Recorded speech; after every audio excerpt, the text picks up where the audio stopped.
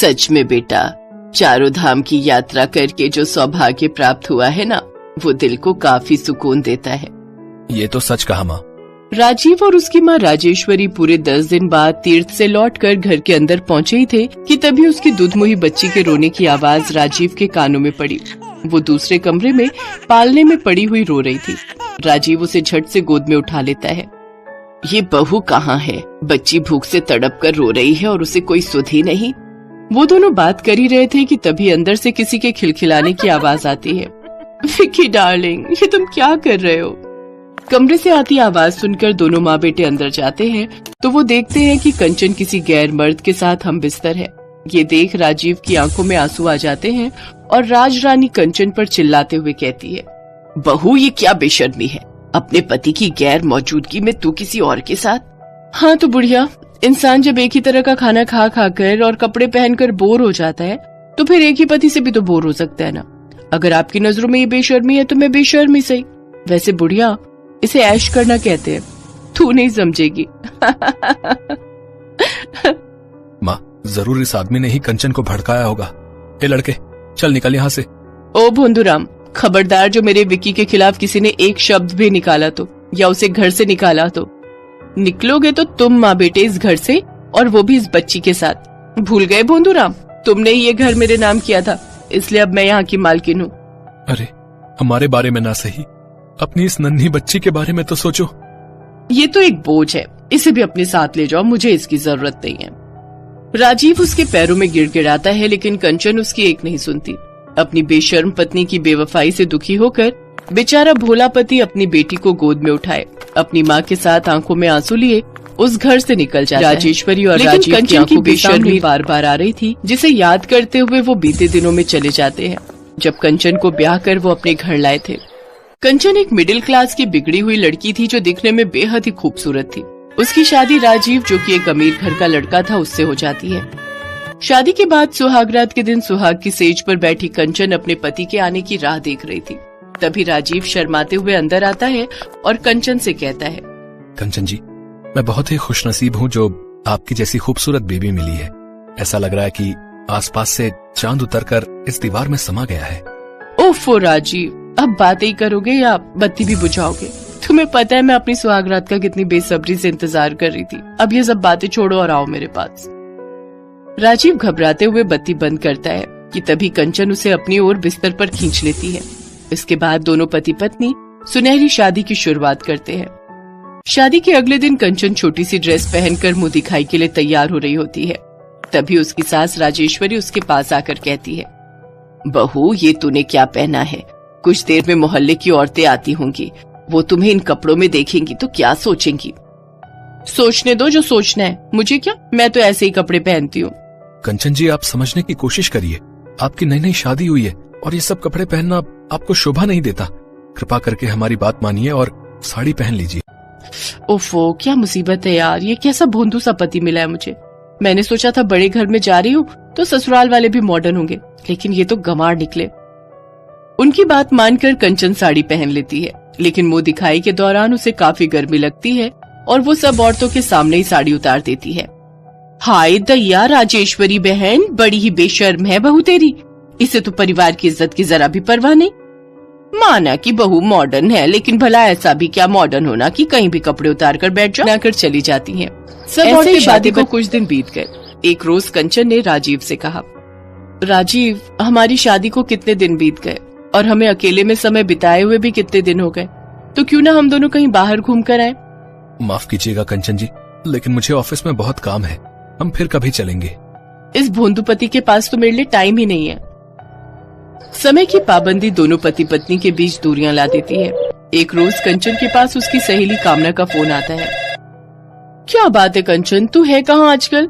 जब से शादी हुई है तू तो ईद का चांद हो गई है। क्या करूं यार, पति को काम से फुर्सत नहीं है और मुझे घर के चूल्हे चौके से। अरे ये तो हर बहू की कहानी है। ससुराल एक पिंजरे जैसा होता है जहाँ बहू नाम की चिड़िया बेचारी बाई बनकर चौका बर्तन में ही जीवन बिताती है। इसलिए कहती हूँ मेरी चिड़िया, तू भी अपना पिंजरा तोड़ दे, नहीं तो ताउम्र इसमें फंस कर रह जाएगी। अच्छा सुन, कल मेरी बर्थडे पार्टी है और तूने उसमें जरूर आना है, समझी? कामना की बातें कंचन के दिल में घर कर जाती है। अगले दिन कंचन तैयार होकर अपने पति के साथ कामना की बर्थडे पार्टी में चली जाती है। उस पार्टी में कंचन की मुलाकात कामना के दोस्त विकी नाम के एक बिगड़े हुए लड़के से होती है। विकी कंचन से दोस्ती बढ़ाता है और दोनों फोन नंबर एक्सचेंज कर लेते हैं। फिर दोनों फोन पर घंटों बातें करने लगे। एक रोज राजीव कंचन से, कंचन जी, मैं ऑफिस के काम से 2 दिन के लिए बाहर जा रहा हूँ। माँ भी शादी में गई है तो वो भी 2 दिन बाद ही लौटेगी। आप सारे दरवाजे अच्छे से बंद कर लेना और अपना ख्याल रखना। हाँ हाँ ठीक है, मैं अपना बहुत अच्छे से ख्याल रखूंगी। कंचन जल्दी से विकी को फोन करती है। हेलो विकी, मेरे पति और सास आज घर पर नहीं है, तो आज रात तुम और मैं, तुम समझ रहे हो ना मैं क्या कह रही हूँ। विकी उस रात कंचन के घर आ जाता है, लेकिन उस रात के बाद से तो उन दोनों के लिए ये हर दूसरे दिन का खेल मौका मिलते ही दोनों कंचन के ससुराल के बिस्तर पर साथ में रातें बिताने लगे। एक रोज कंचन विकी से, डार्लिंग, अब मैं अपने उस भोंदू पति के साथ नहीं रह सकती, मुझे अपनी जिंदगी तुम्हारी बाहों में गुजारनी है। डार्लिंग, तुम तो मेरी कंडीशन जानती हो ना, मैं भी तुम्हारे साथ रहना चाहता हूँ, लेकिन तुम्हें मेरा एक काम करना होगा। विकी उससे कुछ कहता है जिस पर कंचन हामी भर देती है। अगले दिन जब राजीव वापस घर आता है तो कंचन अपने बिस्तर को फूलों से सजा देती है। ये सब देख राजीव कहता है, अरे वाह कंचन जी, आपने तो क्या तैयारी कर रखी है। राजीव, मैं अपनी फर्स्ट नाइट को एक बार फिर से वैसे एंजॉय करना चाहती हूँ। जहाँ राजीव के लिए वो रात सुनहरी थी, वहीं कंचन के लिए वो एक सोची समझी साजिश थी। कुछ दिनों बाद कंचन प्रेग्नेंट हो जाती है। अब ये बच्चा मेरे लिए एक हथियार की तरह काम करेगा। घर में सब नन्हे बच्चे के आने से बहुत खुश थे, सब उसका खूब ख्याल रखने लगे। ऐसे ही 9 महीने बीत गए। फिर कंचन ने एक बेटी को जन्म दिया। राजीव, मैंने तुम्हें इतना बड़ा गिफ्ट दिया, अब बदले में तुम भी मुझे कुछ दोगे या नहीं? कंचन जी, मेरा जो कुछ भी है आखिर वो सब आपका ही तो है। सिर्फ बातों से ही चौधरी बनकर कुछ नहीं होता, अगर करके दिखाओ तो जानू कि तुम भी मुझे कितना प्यार करते हो। इस तरह वो बेशर्म बहू अपने भोले भाले पति से उसका घर और प्रॉपर्टी का कुछ हिस्सा हथिया लेती है। फिर 6 महीने बाद, विकी डार्लिंग, अब तुम मुझसे इतने खिंचे खिंचे से क्यों रहते हो? आखिर क्या बात है? ये सब मैंने तेरी प्रॉपर्टी हथियाने के लिए किया था, समझी? लेकिन अब तुझ जैसी बेशर्म बहू को मैं और नहीं झेल सकता। जो दांव तूने अपने पति के साथ खेला वही मैंने तेरे साथ खेला, समझी? चल अब निकल यहाँ से, चल। कंचन को अपनी गलती का एहसास हो जाता है और वो राजीव का पता ढूंढते हुए उसके पास पहुंचती है। राजीव, मुझे माफ कर दो, ना तो मैं एक अच्छी बहू बन पाई, न पत्नी और ना ही माँ, मुझे माफ कर दो। कंचन जी, आपको अपने किए पर पछतावा ये है। राजीव का मेरे बड़प्पन लिए ही था यही जो उसने सब कुछ भूलकर कंचन को माफ कर दिया और उसे अपना लिया। गौतम की शादी रश्मि के साथ हुई थी। आज उनकी फर्स्ट नाइट थी। फूलों से सजे बिस्तर पर बैठी रश्मि बहुत ही खूबसूरत लग रही थी। गौतम उसके पास गया और उसके बिस्तर पर बैठ गया और उसके हाथों को अपने हाथों में थाम लिया। गौतम ने जैसे ही ये किया, रश्मि ने अपना हाथ खींच लिया।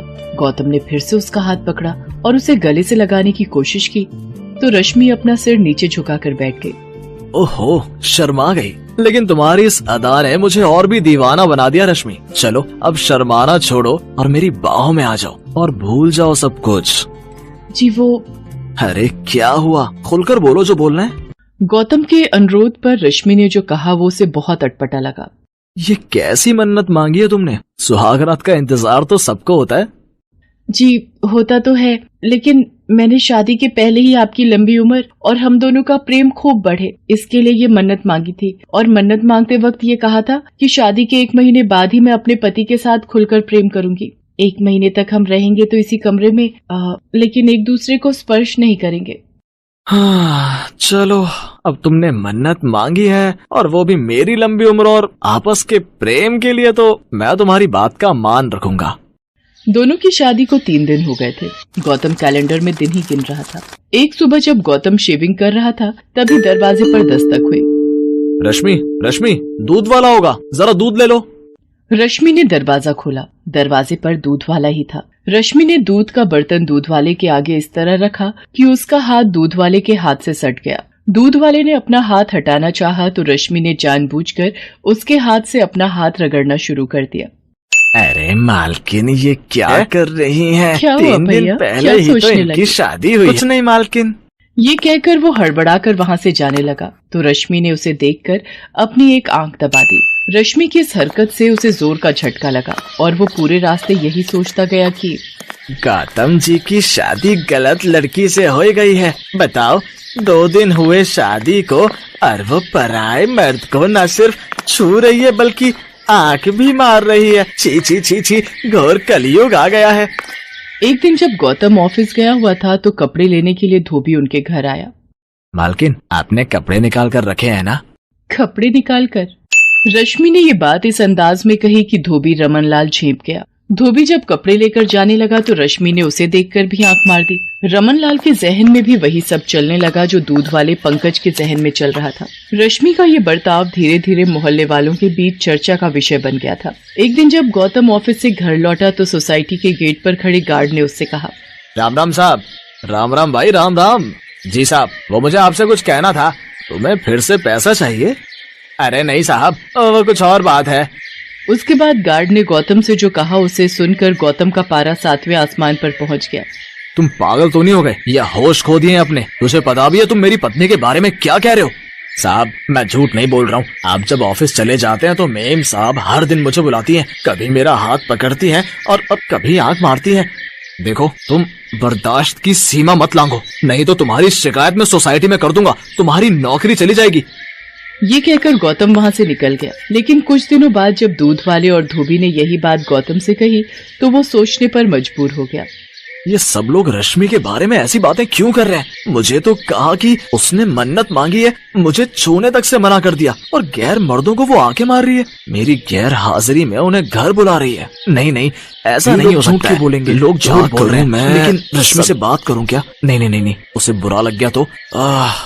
गौतम रश्मि से प्यार करता था, इसलिए उसने लोगों की बातों पर कोई ध्यान नहीं दिया। लेकिन एक बात जो उसने महसूस की वो ये थी कि रश्मि किसी से घंटों फोन पर बातें करती रहती है। एक बार जब उसने उससे पूछा कि वो किससे बातें कर रही थी तो उसने कहा, यहाँ पर फोन पर बात करने में भी कोई पाबंदी है क्या? पाबंदी? नहीं तो कोई पाबंदी नहीं है। मैं अपनी दोस्त से बातें कर रही हूँ, शर्मिला नाम है उसका। हम बेस्ट फ्रेंड हैं, लेकिन मेरी शादी हो गई यहाँ दिल्ली में और वो शादी करके दुबई चली गई। अब हमारा मिलना जुलना ज्यादा संभव तो है नहीं, इसलिए हम फोन पर ही बातें करते हैं। आपको यकीन नहीं हो रहा है तो ये लीजिए फोन और मेरी दोस्त से बात करिए। ये कहकर रश्मि ने मोबाइल गौतम की ओर बढ़ा दिया। गौतम ने अपना सिर झुकाकर रश्मि की बात मान ली। वो मन ही मन बहुत दुखी भी हुआ कि उसने अपनी पत्नी पर शक किया। क्या हो गया है मुझे? मैं अपनी पत्नी पर शक कर रहा हूँ, उस पत्नी पर जिस बेचारी ने मेरी लंबी उम्र के लिए मन्नत मांगी है। मैं बहुत ही बुरा आदमी हूँ यार, बहुत बुरा। वो बेचारी अपना सब कुछ छोड़कर मेरे पास आई और मैं उसके साथ ऐसा बर्ताव कर रहा हूँ, शक कर रहा हूँ उस पर। उसने अपनी पत्नी से माफी मांगी। एक रात की बात है, गौतम गहरी नींद में था, तभी रश्मि बिस्तर से उठी और दूसरे कमरे में जाकर फोन पर बातें करने लगी। निरंजन, मैं अपनी हरकतों से पूरी कोशिश कर रही हूँ कि मेरा पति गौतम मुझे छोड़ दे, लेकिन वो तो जोंक की तरह चिपक गया है मुझसे। देखो निरंजन, मैं तुम्हारे बिना जी नहीं सकती। कोई उपाय करो और मुझे इस नरक से निकालो। मुझे नहीं रहना है गौतम के साथ, एक दिन भी नहीं, एक पल भी नहीं। रश्मि को ये बात पता नहीं थी कि उस दिन उसकी सारी बातें गौतम ने सुन ली हैं। जब वो अपनी बात खत्म करके बिस्तर पर पहुंची तो गौतम जगा हुआ था।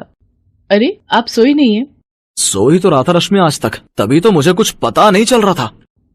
ये आप क्या कह रहे हैं? क्या पता नहीं चल रहा था? यही कि मैं तुमसे जोक की तरह चिपक गया हूँ। तुम यहाँ नर्क में रह रही हो। ये सब आप क्या कह रहे हैं? मेरी कुछ समझ में नहीं आ रहा है। सच बोल दो, ये निरंजन कौन है जिससे तुम आधी रात को बातें कर रही थी? सच बोल दो रश्मि, मैं तुम्हें कुछ नहीं कहूंगा। गौतम की बात सुनकर रश्मि रोने लगी और रोते रोते उसने गौतम से कहा, निरंजन और मैं साथ ही पढ़ते थे। हम दोनों एक दूसरे से बहुत प्यार करते थे और शादी भी करना चाहते थे, लेकिन क्या? मैंने ये बात अपने पेरेंट्स को बताई तो वो उखड़ गए और बिरादरी के बाहर शादी करने से साफ साफ मना कर दिया। रश्मि और निरंजन के प्रेम के बारे में जानकर रश्मि को उसके माँ बाप ने घर में ही नजरबंद कर दिया और अपनी बिरादरी में लड़का देखने लगे। फिर जबरदस्ती उसकी शादी गौतम से करा दी गई। शादी के बाद सुहाग रात को मैंने तुमसे झूठ बोला था कि मैंने कोई मन्नत मांगी है। मैं चाहती थी कि तुम मुझसे दूर रहो, यही नहीं, मैं ये भी चाहती थी कि तुम मुझे घर से निकाल दो। इसलिए मैं दूध वाले, धोबी और वॉचमैन के साथ वैसी हरकतें करने लगी। रश्मि, तुम्हें मुझसे पहले ही ये सच्चाई बता देनी चाहिए थी। मैं चाहती थी बताना, लेकिन तुम मुझे इतना प्यार करते हो कि मेरी हिम्मत नहीं हुई तुमसे कुछ कहने की। रश्मि, तुम बेफिक्र रहो, मैं निरंजन से तुम्हारी शादी कराऊंगा। रश्मि तो यही चाहती थी, लेकिन अगले दिन रश्मि के साथ एक ऐसा हादसा हुआ कि सब कुछ बदल गया। उस दिन रश्मि निरंजन को फोन करके ये खुशखबरी दे रही थी, तभी उसके घर का झूमर खुलकर उसके ऊपर गिर पड़ा। रश्मि लहूलुहान हो गई। गौतम ने रश्मि की ये हालत बहुत गहरी देखी तो चोट उसे आई, लेकर इन्हें तुरंत अस्पताल आईसीयू में पहुंचा। एडमिट करना होगा।